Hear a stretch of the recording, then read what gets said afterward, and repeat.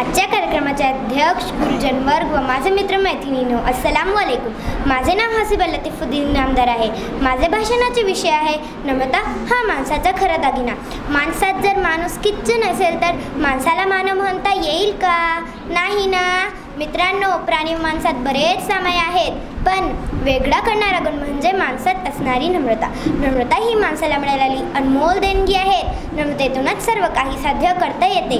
माणसाच्या अंगी नम्रता नसेल तर त्याला लोक उद्धट व्यक्ती म्हणतात। नम्रतेने आपण आपले कार्य चांगल्या प्रकारे इतरांकडून करून घेऊ शकतो।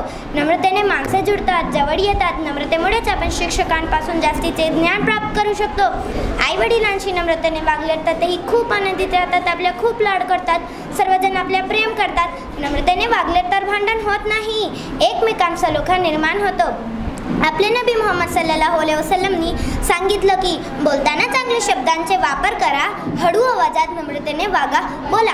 अर्थातच आपण नम्र असायला हवे। नबीच्या प्रत्येक शब्दांत फायदा आहे। हदीसाचे पालन करा म्हणजे तुमच्यात आपोआपच नम्रता येईल। आजकालच्या लोकांना तर नम्रता खूपच कमी पाहाव्यास मिळते।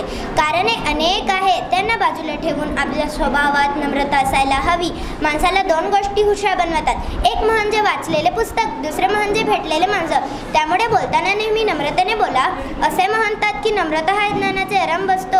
मित्रांनो, साखरेची गोडी जिभेवर काही सेकंदच राहते, पण माणसाच्या स्वभावातील गोडी मात्र शेवटपर्यंत मनात घर करून जाते। एवढे बोलून मी माझे भाषण संपवते।